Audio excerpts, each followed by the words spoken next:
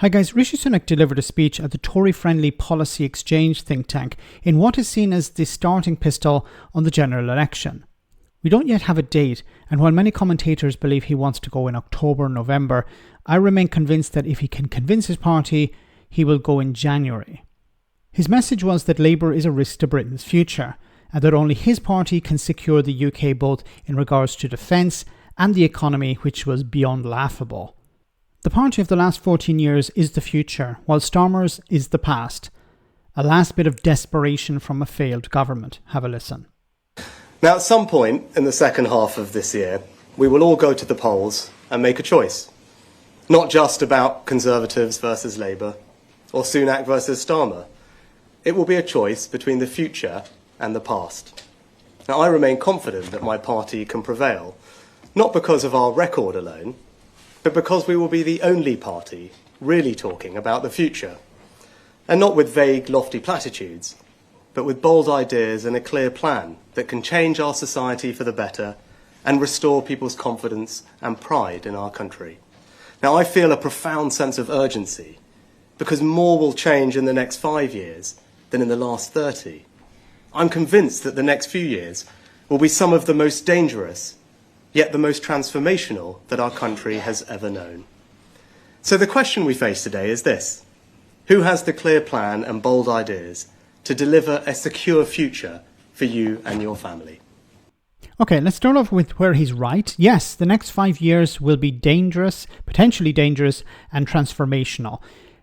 But the problem is, if we look at the areas that will be dangerous and transformational, the Tories have not been consistent or even interested in dealing with these issues. So, for example, climate change, half the Conservative Party don't even believe climate change is real. When it comes to issues like AI, which is going to be a massive issue going forward in the next 10, 15 years, the Conservatives are, once again, not interested in investing the money necessary. When it comes to AI, the leaders will be the United States, followed by China, followed by the European Union, and the UK, as it's not part of the European Union anymore, will be trailing long in the distance.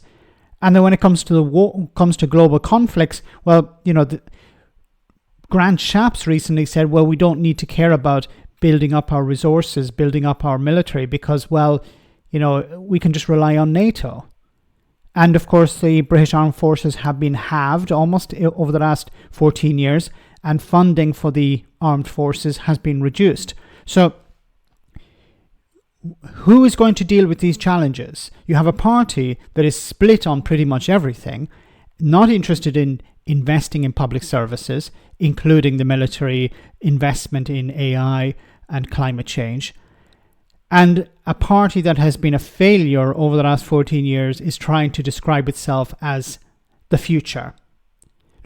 Whatever you say about Keir Starmer, he has changed the Labour Party, whether it's good for good or for evil, but you can't describe it as the past. It is the future.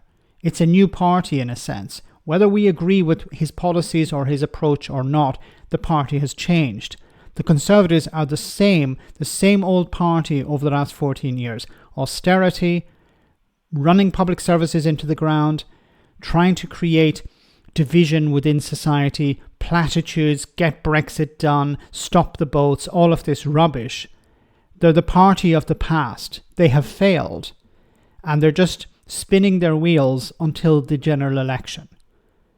Let me know in the comment section, guys, what you think. As always, your comments are greatly appreciated. Thanks a lot.